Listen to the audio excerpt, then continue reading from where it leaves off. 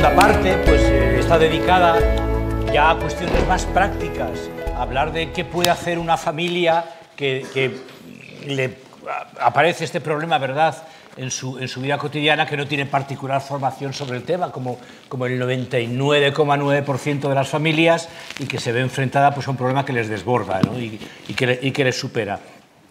Pero me gustaría dedicar 5 minutos, solo 5 minutos, a hablar un poco de lo que está ocurriendo en las escuelas, y luego ya me centraré en las familias, porque esta idea de que uno puede nacer en un cuerpo equivocado, de que el sexo es una cosa que se elige libremente, que puede haber, que los niños deben plantearse de qué sexo son, como un ejercicio de liberación y de justicia social, porque en verdad quizá no sean del sexo que les han dicho que son, etcétera, se está transmitiendo fundamentalmente a través de los centros educativos. También en las redes sociales, también en Netflix, ¿verdad? Faltaría más. Pero en los centros educativos está ocurriendo a través de cursillos de educación afectivo-sexual, ¿no? Que los cursillos de educación afectivo-sexual son siempre una puñeta, una molestia que tienen los centros educativos, que quieren darlos, pero a su vez no tienen personal propio, digamos, para darlo. Entonces se lo encargan a un profesor, a la profesora de biología o al profesor de literatura, y no tiene ninguna gana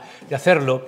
Y llama a la puerta del centro una asociación que se presenta como experta en el tema, que está subvencionada por el Estado y que además justamente su función es justamente dar cursillos de educación afectivo-sexual a los menores, ¿no? Con lo cual, bueno, los centros educativos pues, dicen, bueno, pues magnífico, faltaría más, ¿no? Si tal asociación se ofrece a hacerlo, tiene el aval de que está subvencionada por el Estado, se presentan como especialistas y demás, pues bueno, pues seguro es que es gente que está capacitada para hacerlo y pues adelante, ¿no? Faltaría más, ¿no? Y yo quisiera presentar aquí algunos de los materiales que asociaciones transactivistas, Crisalis es la asociación más importante que hay en España, es una asociación del País Vasco, está impartiendo en los centros escolares a menores, pero cuando digo menores hablo de niños de 5 o 6 años de edad, ¿verdad?, en donde entre juegos y canciones y un ambiente lúdico, divertido, etcétera, pues se les está animando a que se planteen de qué sexo son, a que verdaderamente no den por supuesto que son del sexo que en su familia le han dicho que son, y a que evalúen, porque hay unas personas muy especiales, muy especiales, que resulta que su cuerpo no coincide con el sexo que verdaderamente son. Y nada, muy rápidamente, pues quisiera exponerles algunos de estos materiales. Vamos a ver si... Este es un cuento, por el propio tono ya entenderán ustedes hacia qué edades va dirigido, edades muy jóvenes, ¿no? Pues la señorita Simona está preocupada, es su aula una jaula, su alumna más revoltosa, de una forma u otra la trae loca. La que lleva la falda rosa y no le gusta vestir, la falda rota, perdón, y no le gusta vestir de rosa, la que en carnavales se viste de comanche, la que cuando quiere ir guapa se pone corbata, la que se deja adrede la puerta abierta para que la castiguen y no juega a la cuerda, la que se pinta un bigote, la que da una certera patada y marca un gol, la que esconde la trenza y le da pereza el tul y la seda, la que se cuela en el baño que no le toca, la que se despista cuando hay que ponerse en la fila, la que pierde un pendiente y no se preocupa porque alguien lo encuentre. Berta, la que a primera hora se quita la horquilla, quizás no sea una niña. En casa hace unos días, papá y mamá lo han entendido y han ido al cole a explicarlo. Berta es un niño. Parece que es un lío, pero es muy sencillo. Lo dijo desde muy pequeño, pero nosotros no lo supimos atender. Y ahora hemos comprendido lo que antes nunca vimos. Es Daniel. Y la señorita Simón, amable y cariñosa, mientras escucha, entiende muchas cosas. No, yo entiendo que es muy imprudente contar esto a niños de 6 años. Es muy imprudente, ¿verdad?, contar que si a esta niña, a María, le gusta jugar al fútbol, a lo mejor es que es un niño. O si a este niño, a Juan, le gusta, yo qué sé, hacerse selfies o pintarse las uñas o jugar a la comba, pues a lo mejor resulta que es una niña.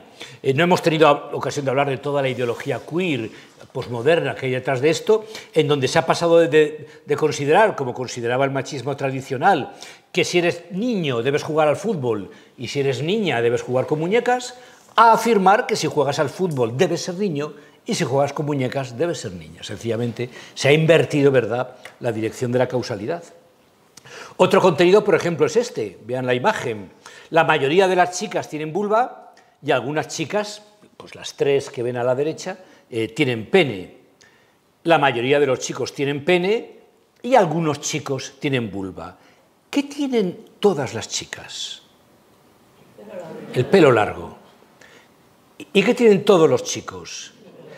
Hay chicas con vulva y con pene, pero no hay chicas con pelo corto. Y hay chicos con pene y con vulva, pero no hay chicos con pelo corto. Y después a los niños se les presenta este ejercicio. No sé si se ve bien. Bueno, se presenta un montón de niños y de niñas ahí dibujados y se pide a los alumnos que cuenten cuántos niños y cuántas niñas hay. Y la respuesta correcta no es contar penes y vulvas, ¿no? Si un niño cuenta penes y vulvas, mal, ha respondido erróneamente. La respuesta correcta es contar pelos largos y pelos cortos. Este es un ejemplo, no he tenido ocasión, digamos, de exponerlo así en detalle, es un ejemplo de cómo de pasar de pensar que el género depende del sexo, pues ahora se está empezando a pensar que el sexo depende del género. Vamos allá a las familias, vamos a las familias. Como decía, las familias con la mejor voluntad del mundo, faltaría más, y preocupadísimas, ¿verdad?, por esta cuestión que les ha aparecido en su familia, abordan el problema desbordados y abordan el problema confusos, piensan que esto puede tener que ver con la orientación sexual, ¿no? Piensan que esto puede tener que ver pues, con que nuestro hijo, nuestra hija, pues, es homosexual, es gay o es lesbiana. Y no entienden cuando el hijo les dice que no, que ella es una mujer lesbiana. O sea, que a ella le siguen gustando las mujeres, que ella quiere convertirse en una mujer, pero que le siguen gustando las mujeres, y entonces es una mujer lesbiana. O que la chica es un varón, y es un varón homosexual, porque le siguen gustando los varones, ¿eh? Nosotros escribimos el primer libro de Nadie nace en un cuerpo equivocado, que era un análisis psicológico, filosófico, antropológico, no sé qué, de todo el tema trans. Y entonces en las presentaciones que hicimos nos decían, vale, muy bien, muy bonito, pero ¿yo qué hago si mañana en mi casa llega una chica y me dice que... Llega mi hija y me dice que es un chico, ¿no? Y entonces escribimos un segundo libro que se llama Mamá soy trans, que es una guía completamente práctica. O sea, que no tiene nada de teoría, ni filosofías, ni cosas por el estilo, una guía de consejos, ¿verdad?, que podríamos dar a las familias que se encuentren en esta situación. Y una primera cosa que hemos distinguido es la existencia, digamos, de 4 tipos de familias. No quiere decir que haya 4 tipos estancos y cerrados y que tú eres de la familia tipo 1 y tú de la familia tipo 2. Son, digamos, 4 grandes focos, 4 grandes núcleos, muchas estarán a medias, entre 2, otras entre 3, pero hay 4 grandes estilos, ¿verdad?, de reaccionar al hecho de que tu hija de 13 años, de 15 años, te dice que ha descubierto que es un chico y que quiere empezar a hormonarse. En todo lo que voy a decir a continuación no hay la menor intención de juzgar a nadie, ¿eh? Por supuesto que todos los padres actúan y actuamos, y las madres lo mejor que sabemos, podemos equivocarnos, voy a señalar algunas cosas que yo creo que son erróneas, pero desde luego que nadie se sienta aludido, porque para nada quiero juzgar a nadie y entiendo perfectísimamente que cada uno hace lo que puede y estamos chapoteando porque nos ahogamos sin saber muy bien en dónde agarrarnos, ¿eh? Ninguna crítica personal ni ningún juicio moral, ¿eh? Un primer estilo de reacción es el autoritario. Es el de los padres que dicen, no digas tonterías, eso es una bobada, danos el móvil, castigada sin móvil, porque el móvil no te trae más que problemas, no te dejamos salir con estos nuevos amigos que te has echado ahora al entrar en el instituto, y se acabó, porque aquí mando yo, y se acabó, ¿verdad? Entendemos que no es una buena actitud, que no es, digamos, la actitud correcta, la óptima que se podría mantener. Insisto, habrá que ver cada familia, cada caso, no quiero juzgar a nadie, pero en líneas generales una actitud autoritaria no es la adecuada, por varios motivos. De entrada, porque hace perder a los padres toda influencia, ¿no? Adoptar un tono negativista, autoritario, etcétera, hace que sencillamente los padres ya dejen de ser figuras de influencia, modelos, etcétera, en donde los hijos pueden mirarse, y sencillamente es una posibilidad que no conviene para el curso de la educación. También hace que aumente la distancia, como no, entre los padres y los hijos, de tal forma que va a ser más difícil que los padres puedan seguir el día a día del desarrollo del hijo. Ante unos padres autoritarios, el hijo se encierra en su habitación, no cuenta nada a sus padres, se cuida muy bien de que su círculo de amistades sea hermético y nada de lo que hagan llegue a la familia, etc. Y bueno, eso también es una pérdida importante al respecto. Extrema la postura del adolescente. O sea, ningún adolescente en la historia de la humanidad ha cambiado de opinión porque un padre autoritario le ha dicho que estaba equivocado. Al revés, ¿no? O sea, si un padre de forma autoritaria, mediante castigos o mediante malas formas, etcétera, le amenaza o le dice que está equivocado, el 100% de los adolescentes de la especie humana, desde el Paleolítico, van a extremar todavía más la postura que estaban defendiendo. Y porque también, y esto es muy importante, facilita que los adolescentes encuentren una nueva familia. Los círculos transactivistas, las asociaciones transactivistas, se ofrecen con frecuencia a los adolescentes como tu verdadera familia. Nosotros vamos a ser ahora tu verdadera familia. Tus padres no te aceptan, tus padres no te quieren, tus padres te odian, cometen delitos de odio, tus padres son tránsfobos, etc. En nosotros vas a encontrar a tu nueva familia, que va a ser mucho mejor, que va a ser tu verdadera familia. Y eso no es adecuado, eso no nos interesa. Hay que entender que hay un valor familiar que está por encima de llamar a mi hijo Juan María, o aceptar que vaya con falda o que se pinte las uñas. Y es el valor de mantener buenos lazos familiares y buenas relaciones familiares de apoyo, de comprensión, cálidas, afectivas, etc. Ese es un puente que nunca hay que quemar. Aunque sea dificilísimo, aunque la situación pueda llegar al límite, aunque podamos encontrar momentos en donde desesperados lo mandaríamos todo a freír espárragos, mantener los lazos y el puente entre los hijos y los padres para que siempre esté la puerta abierta y la luz encendida para que se pueda volver a producir el reencuentro, es un valor importantísimo que una respuesta particularmente autoritaria, ¿verdad?, de los padres, pues pone en peligro, ¿no?, y amenaza con quemarse este puente. Un segundo estilo es todo lo contrario, claro, es el de los padres afirmadores, ¿no?, afirmativos. ¡Ay, qué bien, qué alegría nos has dado!, ¿verdad?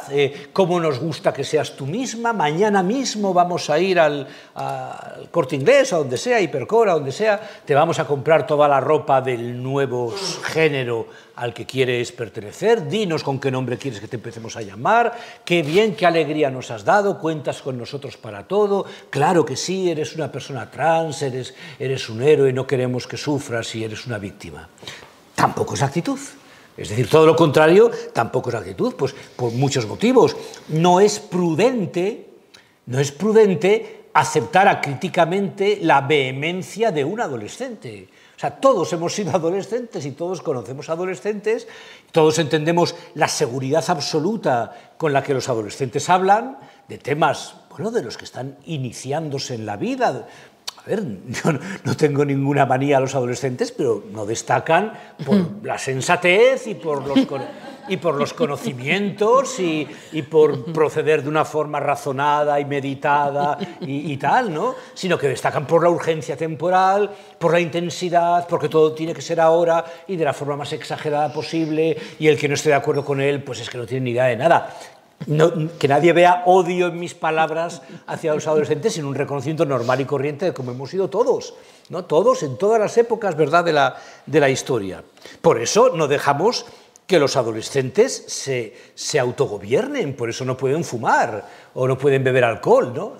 En la actualidad se permite que un adolescente se hormone, con hormonas sexuales, a una edad a la que no se le permite hacerse un tatuaje, a una edad a la que no se le permite tomar una caña de cerveza en un bar, ¿verdad? Con lo cual, bueno, seamos prudentes. Para muchos padres es un valor muy importante adelantar por la izquierda a su hijo en enrollados. ¿verdad? En que son mucho más enrollados que su propio hijo, ¿no? En que son, vamos, más progresistas y que los hijos encuentran en él el amigo ideal. Bueno, tan absurdo es que los padres quieran ser amigos de sus hijos como que los amigos de sus hijos quieran ser los padres. No tiene sentido. Los amigos son amigos y es una función maravillosa y está muy bien, y la familia y los padres, o familia y padres, es otra función maravillosa que también está muy bien, a veces un poco ingrata, más ingrata que la de los amigos, pero es lo que nos ha tocado vivir.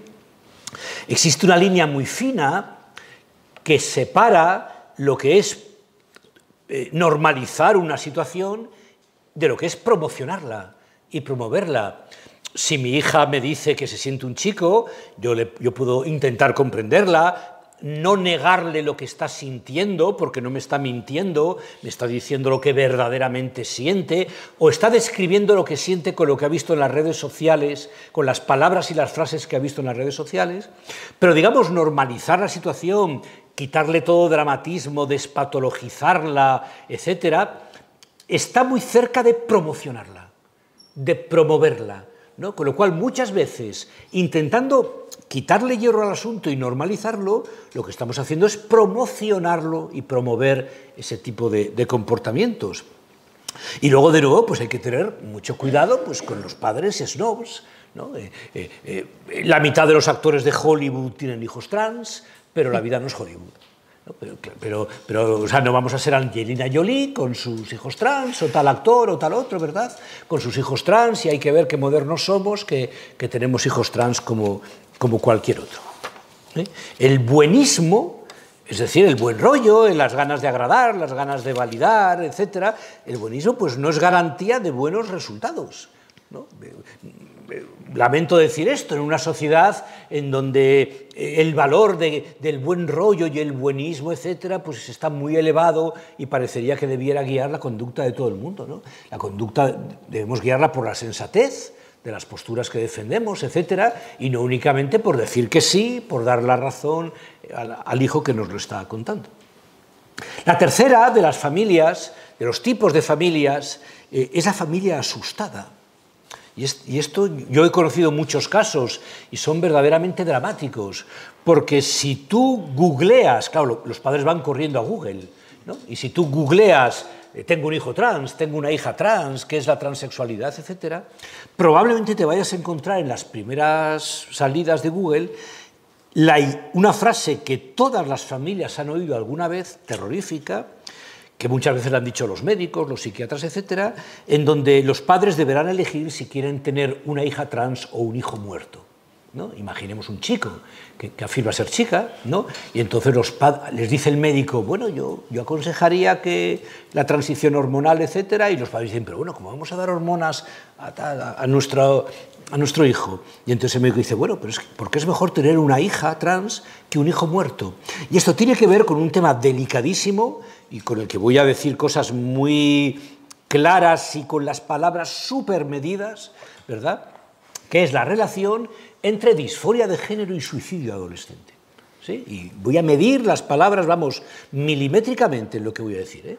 Las investigaciones en este momento señalan que es verdad que los adolescentes con disforia de género tienen mayores tasas de suicidio que los adolescentes, digamos, de un grupo de control o de un grupo normal, nadie es normal, pero bueno, del grupo de referencia que se toma como comparación.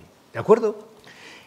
Las tasas de suicidio de estos adolescentes no son mayores que las de adolescentes con depresión, adolescentes con ansiedad, adolescentes con anorexia nerviosa, adolescentes con problemas de consumo de drogas, adolescentes con falta de aceptación de su orientación sexual, 1000 problemas, ¿verdad?, que pueden tener lugar en la adolescencia. La disforia de género no destaca por una especial tendencia al suicidio, pero forma parte de un problema vital y tiene las mismas tasas de suicidio que otros problemas vitales que también ocurren en la adolescencia. No está demostrado, incluso algunos datos sí demuestran lo contrario, que el tratamiento afirmativo reduzca las posibilidades de suicidio. No está demostrado que hormonar, operar, etcétera, haga que los menores, o ya a partir de los 18 años mayores, reduzcan sus tasas de suicidio. ¿De acuerdo? Y en alguna investigación incluso parecería que lo aumenta.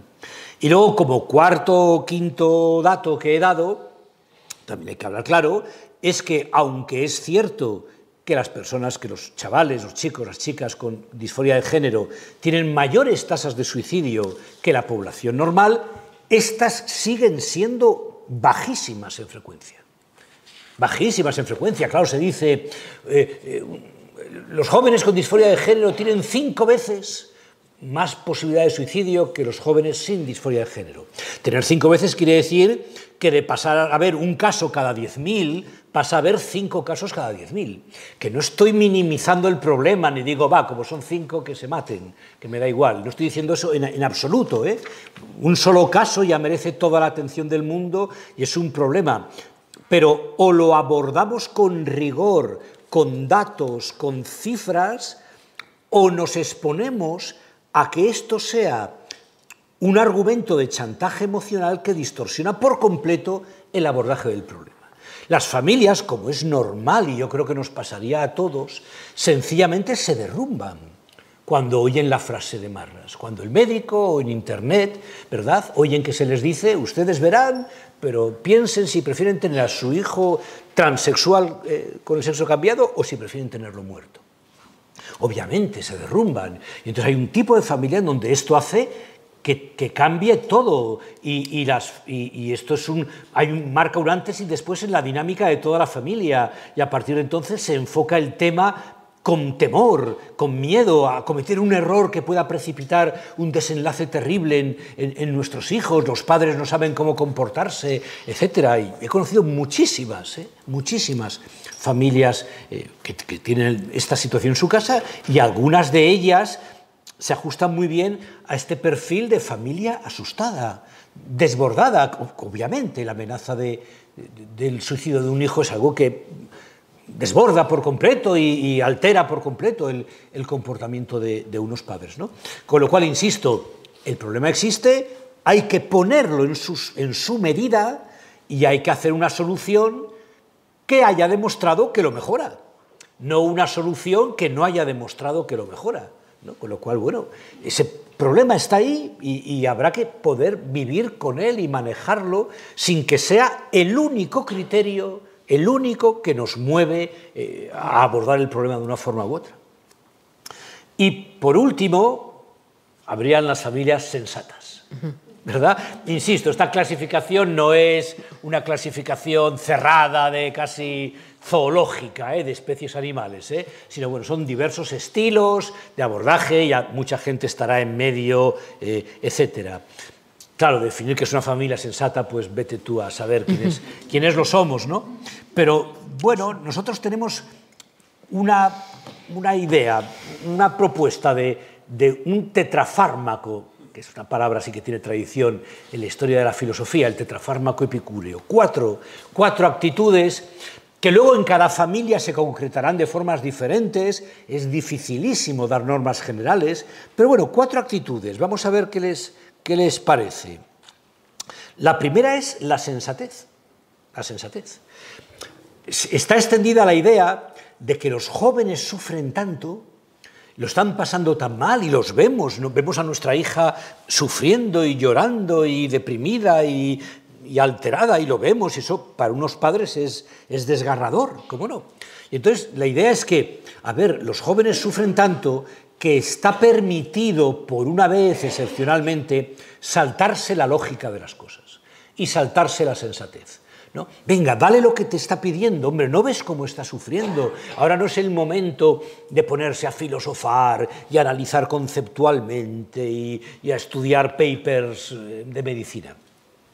Y nosotros entendemos lo contrario, entendemos que dado que están sufriendo, porque sufren de verdad, no están fingiendo, no es teatro, dado que verdaderamente están sufriendo, es el momento de actuar de la forma más rigurosa, de informarse todo lo que se pueda, de razonar de la forma más sensata, ¿verdad?, que quepa hacer.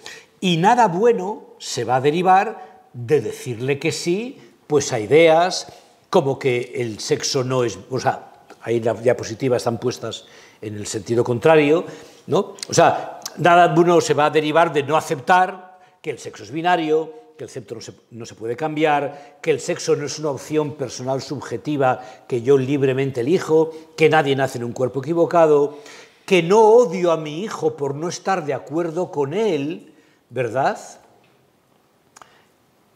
Ni siquiera cuando mi hijo está hablando de sí mismo, ¿no? El argumento de que si no aceptas lo que yo digo es que me odias, si no aceptas lo que yo estoy diciendo acerca de mí es que eres un transfobo y me odias y no quieres que exista, pues no tiene ningún sentido, es justamente lo contrario, ¿eh? Si fueses la hija de un desconocido que vive en Murcia, me importaría un pito que dijeras que eres un chico o una chica y demás, ¿no? Si verdaderamente estoy encendido y muy motivado a combatir la idea de lo que me estás diciendo es porque te amo, no porque te odio, es porque verdaderamente eres lo más importante de mi vida, eres mi hija y porque te quiero es por lo que te voy a discutir hasta el final. ¿Qué tal, no? Si fueses la hija del vecino o de quien sea, pues la cosa me importaría muchísimo menos, ¿no? La segunda, o sea, insisto, hay algunas ideas básicas que no se pueden renunciar a ellas, ¿no? Para solucionar el problema. La segunda estrategia pues, es la prudencia. La prudencia es un principio valioso en cualquier intervención en la vida, en cualquier intervención psicológica o médica, etc. Fíjense, en el servicio Transit, al que me referí antes, que agrupa la intervención en disforia de género en Cataluña, bueno, al menos en Barcelona, en el área de Barcelona, el 80% de las chicas salen de la primera consulta que tienen con el médico, entiendo, ¿verdad?, con el pediatra, el médico, etcétera, salen con la receta de testosterona en la mano. Tras una sola sesión, que habrá durado en el mejor de los casos 1 hora y a lo mejor ha durado 20 minutos, en donde la chica ha repetido lo que en la red social vio la noche anterior que hay que decir para que te den la receta, ¿no? Y entonces el médico te va a preguntar esto, contéstale esto, y te va a preguntar esto otro, contéstale esto. Las chicas lo hacen y salen de la primera consulta con la receta. Receta, pastillas que tomarán esa noche por primera vez en su vida para el resto de su vida.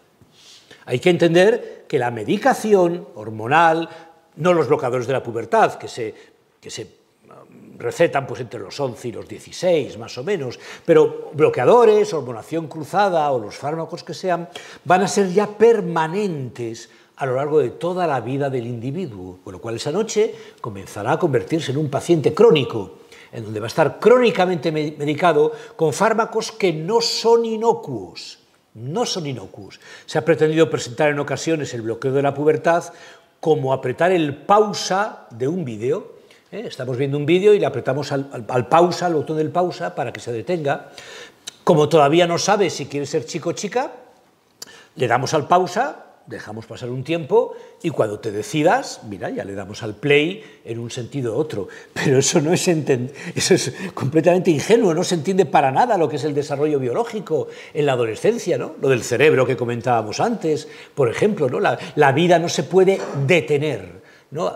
Farmacológicamente, o sea, no es que congelamos al chico a los 11 años y lo congelamos hasta que él se decida. De hecho, no va a poder decidirse hasta que no crezca. O sea, la única forma de decidirse es que salte, rompa el bloqueo y continúe creciendo. Si no sabe lo que va a hacer ahora con 11 años, no lo va a saber dentro de 5 años si se hemos bloqueado, ¿verdad? Si le hemos bloqueado en tener 11 años, ¿no? En este sentido, la prudencia, esperar un tiempo, indagar las causas, dejar pasar unos meses. Como decíamos antes, la adolescencia tiene una urgencia temporal espectacular y pedirle a un adolescente que espere 3 meses es como pedirle que espere 30 años, ¿no? Pero bueno, para eso somos nosotros, los adultos, ¿verdad? Para eso somos nosotros los que tenemos la responsabilidad sobre el menor, ¿no?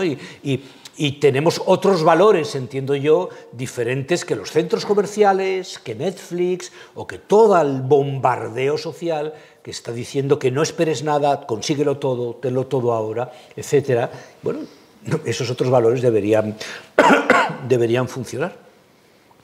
Una tercera posibilidad, así que se valora, es comprender lo que le pasa a nuestra hija o a nuestro hijo, porque no se han vuelto locos.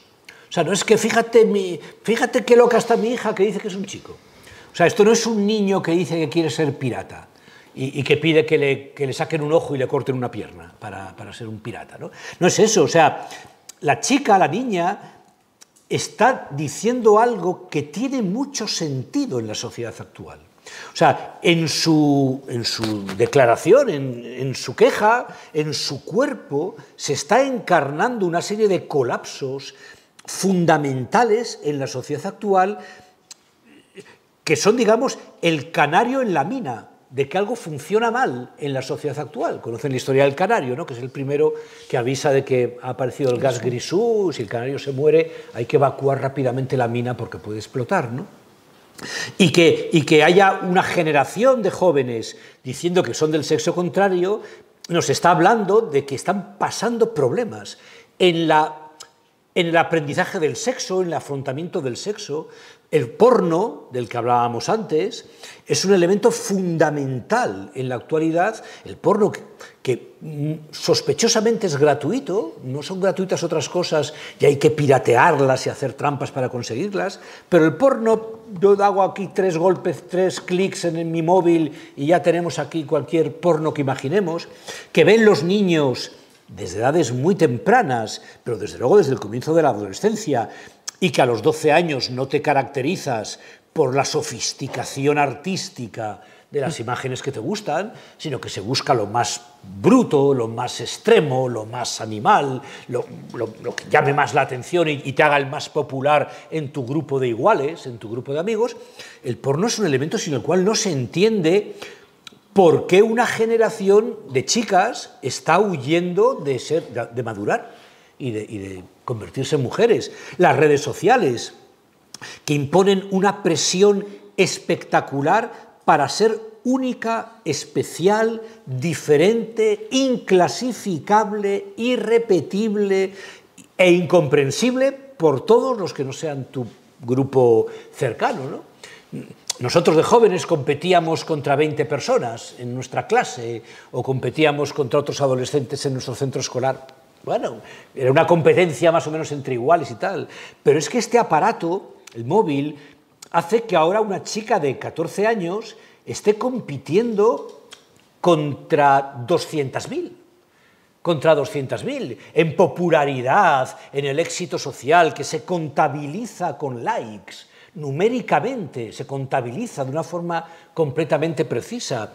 Y habrá quienes ganen por ser las más guapas, y habrá quienes ganen, yo qué sé, por ser las que van más a la moda o las que suben más reels en Instagram. No sé si en Instagram hay reels o no. Bueno, sí, hay reels en Instagram con sus vacaciones en Hawái. Habrá quienes ganen con eso. Pero para una mayoría, sí, para un grupo que puede llegar a ser mayoritario, la única forma de destacar es ser diferente, es ser especial, es pertenecer a un grupo inclasificable y estar tocada por la vanguardia moral, ideológica, estética, pertenecer a un grupo completamente nuevo que nadie entiende, etc. Quiero decir que cuando nuestra hija nos lo dice, no se ha vuelto loca. Está en ella, se están personificando características de la sociedad actual y tenemos, por supuesto, que entender lo que está ocurriendo. O sea, no digo que le demos la razón, pero desde luego deberíamos no adoptar una postura abiertamente descalificadora, así sin más. No dices más que tonterías, pero qué bobada es esta, ¿cómo vas a ser un chico si tienes vulva, ¿verdad? ¿Cómo vas a ser un chico? Y se acabó y no se habla más del tema, ¿no? Habría que entender qué es lo que está pasando, ¿no? Y una última posibilidad, una última actitud, sería la del respeto. Claro, en la sociedad consumista, hedonista, individualista actual, respetar parece que significa dar la razón. Pero eso es el respeto para el vendedor del Corte Inglés. Si yo voy al Corte Inglés y digo, quisiera unos pantalones para un veinteañero como yo, ¿vale? el dependiente del Corte Inglés me va a decir, ah, sí, sí, sí, claro, claro, cómo no, venga, venga por aquí, claro, tenemos este que lo llevan mucho los veinteañeros como usted, ¿no? Y tal, ¿no? Ah, sí, sí, estupendo, ¿no? Claro, porque el dependiente del Corte Inglés quiere que el dinero que está en mi bolsillo se meta en la caja registradora que tienen ahí. Y va a hacer lo que haya que hacer para que el dinero pegue un salto y entre en la caja registradora. Pero eso no es respetar, eso no es respetar, ¿eh? Eso es tratar a tu hijo, en este caso que estamos hablando, como si fuera un cliente de un centro comercial. El cliente siempre tiene la razón, pero tu hijo no siempre tiene la razón, ¿eh? No tiene por qué tener siempre la razón. Por el contrario, respetar supone considerar que la otra persona es un adulto, que su conducta está gobernado por la racionalidad y que puede entrar en un debate en donde ambas partes estamos abiertos a cambiar de opinión. Si es que la conversación termina demostrando, ¿verdad?, que una de las dos partes está equivocada. Eso es respetar. O sea, cuando en español tenemos la expresión esta de dar la razón como a los tontos. Esa es, efectivamente, o sea, si alguien me dice ahora aquí que es Napoleón, ¿no? Pues respetarle es negárselo.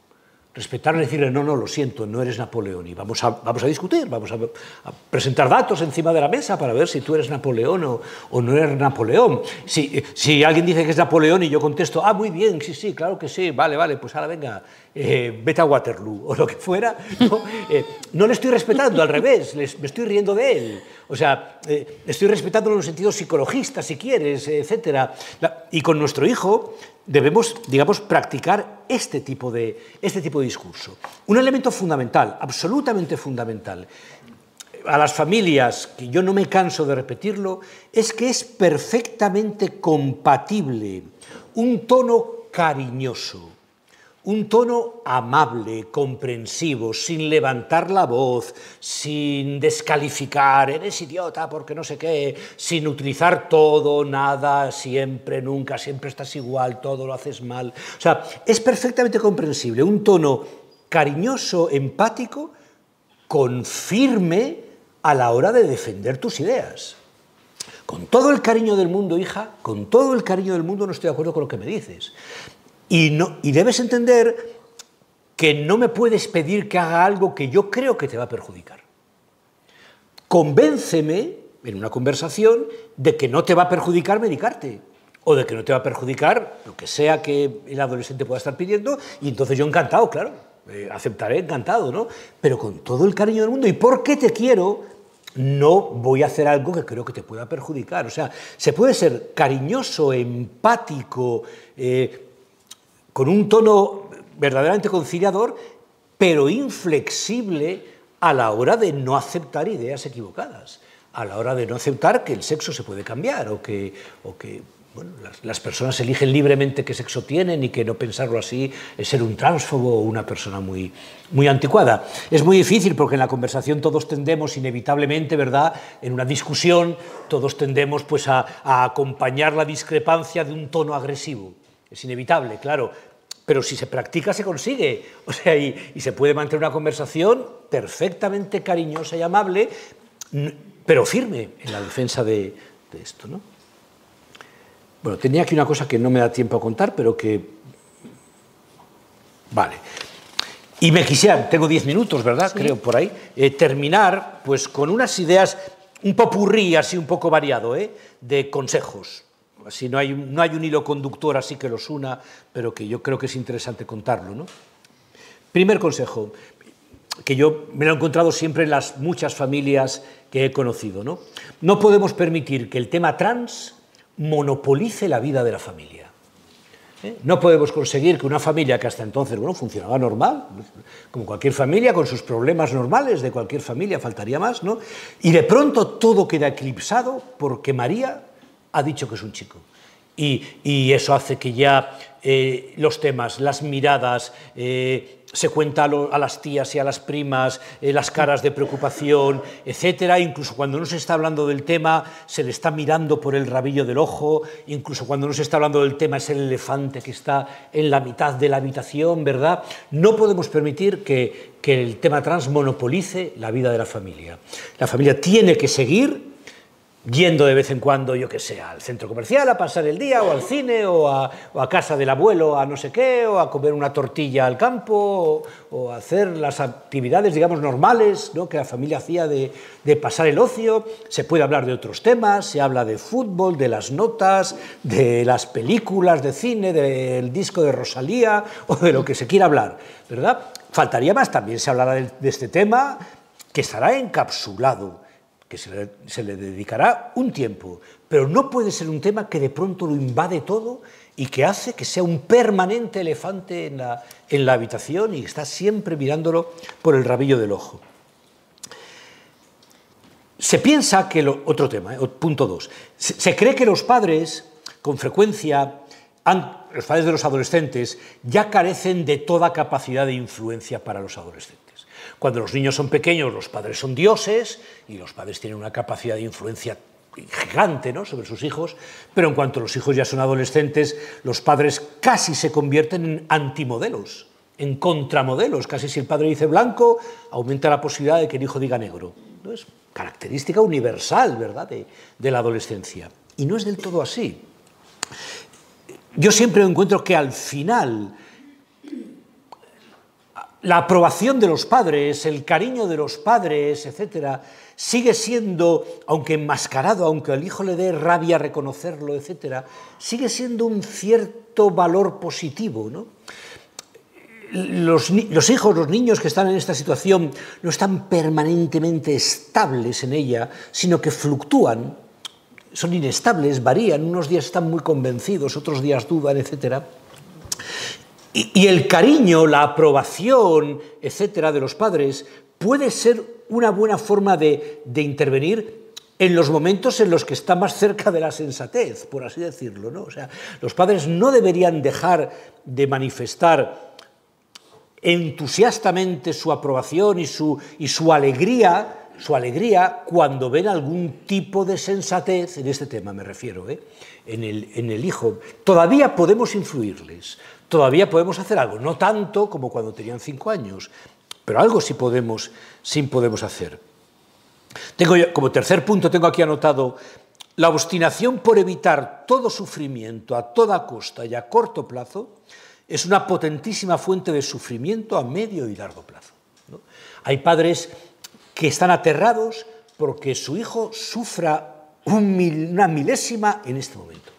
Y la obstinación por que no sufran, lo que sea, inmediatamente, ahora, por aliviarles todo sufrimiento de forma inmediata, garantiza cantidades mucho mayores de sufrimiento a largo plazo. O sea, tenemos que elegir entre que pase de vez en cuando algún día con malos ratos aprendiendo a comer espinacas o la comida que fuera, ¿verdad?, para garantizar que no va a ser un adulto que va a pasar muchos malos ratos con muchísimas comidas que no le gustan. Aprender a comer, aprender a dormir, aprender a regular el ocio, a que los deberes del colegio se hacen antes que las diversiones de las máquinas y los videojuegos o lo que sea, supone ciertas molestias iniciales, pero grandes ventajas a largo plazo. Y lo contrario supone alivios iniciales y desventajas a largo plazo. Cuando el niño tiene una perreta porque no quiere comer las espinacas y quiere comer una pizza,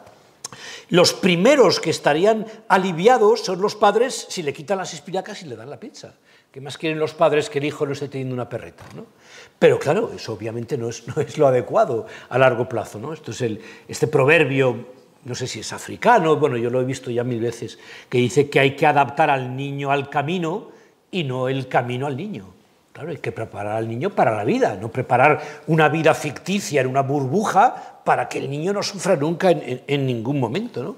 Y asumir algo que también es muy difícil de asumir, pero que es inevitable, y es que el sufrimiento forma parte de la vida y que es que no hay forma de escaparlo, ¿no? Entonces, la clave, hombre, por supuesto, consiste en evitar lo que se pueda. O sea, si yo al sentarme en esta silla ahora de pronto me hubiera clavado una chincheta en el culo, no me la aguanto estoicamente y doy la charla, ¿verdad?, porque acepto no, me la quito. Faltaría más, o sea, el sufrimiento no hay que soportarlo porque sí, sin más, ¿no? Pero teniendo en cuenta que el sufrimiento es inevitable, hay que también enseñar a afrontarlo y a tolerarlo, y a aceptarlo, y a soportarlo, etcétera, ¿no? Porque no solamente a buscar cómo sea evitarlo y cosas por el estilo. No existen soluciones rápidas y seguras. Y no existen soluciones a corto plazo. Lo primero que yo digo a las familias que me consultan por ese tema es que ármense de paciencia, porque este problema va a durar meses, ¿no? O sea, los padres siempre están convencidos de que habrá una conversación mágica, que si yo la mantengo con mi hijo cambiará de opinión y habrá resuelto el problema. Y están rumiando todo el rato en su puesto de trabajo, por las noches en la cama, lo poquísimo que duermen los padres a veces con estos problemas, ¿no? Rumiando, es que le voy a decir tal cosa y entonces él no sabrá qué contestarme y se dará cuenta que yo tengo razón. Y están permanentemente sacando el tema a ver si diciendo esto el hijo se da cuenta de que no existe esa conversación, lo siento. Este no es un problema racional. No es que el hijo está equivocado y cree que la capital de Francia es Roma y que entonces le voy a enseñar un atlas y verá, no, mira, pues sí, tenías tu razón, era París. No, esto no es un problema racional y no se va a resolver hablando, o sea, argumentando, me refiero. Habrá que hablar, pero no, o sea, no intentando argumentar lógicamente como vía para resolver el problema. Es un problema emocional, tiene que ver con qué modelos de conducta tiene, a qué grupos pertenece. Es que a mí esto me lo dijo una vez un chico, ¿no? Es que si cambio de opinión y opino lo que tú me estás diciendo, pierdo a mi grupo de amigos. Entonces, a ver, en la adolescencia, tu grupo de iguales es una fuerza que puntúa 8 en la escala de los terremotos. O sea, no hay, o sea, es mucho más potente que cualquier argumentación que yo pueda poner encima de la mesa. Entonces, nunca me va a dar la razón si eso implica que va a convertirse en un tránsfobo a ojos de sus amigos. O que va a perder su grupo de amigos, o lo van a empezar a mirar con suspicacia o de alguna manera. Y eso tenemos que tener en cuenta y tener la dificilísima cintura y mano izquierda, etcétera, para hacer esto. Afortunadamente el tiempo juega a nuestro favor y todas las investigaciones demuestran que cuanto más podamos ir retrasando, cuanto más tiempo ganemos para retrasar un poco la medicación, para pactar lo que sea con nuestro hijo y decir, venga, aceptaré, pero si dentro de un año sigues opinando igual o lo que sea, aumenta las posibilidades de que el hijo sencillamente cambie de tema en su vida, cambie el protagonismo en su vida y un día se encuentra una guitarra eléctrica, ¿verdad? Y aprende a tocar la guitarra eléctrica y eso se convierte en un hobby maravilloso y de pronto le absorbe y le obsesiona y dedica su vida a eso. Bueno, pues eso está bien. 2 minutos, lo prometo. 2 minutos, 3 frases. Las redes sociales, Internet y los smartphones son elementos fundamentales en este problema y desde luego son muy malas influencias en líneas generales para este problema. Hay que controlar de alguna manera su uso. Especialmente en menores de 16 años, algo hay que hacer. Un niño no puede tener... A ver, aquí está lo mejor de la historia de la humanidad, lo más sublime que jamás ha creado el ser humano y lo más espantoso, sórdido y miserable que jamás ha creado el ser humano. Está aquí. Esto no se lo podemos dejar libremente a un chaval de 15 años para que lo maneje. Sencillamente no podemos hacerlo. Bueno, mira, el cariño y la firmeza son compatibles, lo que decía antes, se puede tener todo el cariño del mundo y toda la firmeza del mundo al mismo tiempo. Ser firmes no implica ser agresivos o mal encarados, o etcétera. Y ya por último, también un hecho muy triste que yo veo en las familias con mucha frecuencia es que los padres, como no, se sienten responsables de lo que les está ocurriendo a sus hijos. ¿Cómo no? ¿Verdad? Un hijo de 16 años o de 17 años, ¿no? Y aunque cuesta muchísimo soltar, hay que empezar a aceptar que a partir de ciertas edades los hijos son responsables de sí mismos y que los errores que en la vida puedan cometer, ¿verdad?, no son responsabilidad de ellos, que es inevitable que los padres nos vayamos a sentir culpables de los errores de nuestros hijos y que lamentemos si hubiéramos podido hacer algo para evitarlos, pero yo he conocido familias devastadas por la culpa, por los errores, médicos, etcétera. No hemos hablado de los destransicionadores, de la gente que tras la transición retrocede y quiere volver a la normalidad, padres devastados.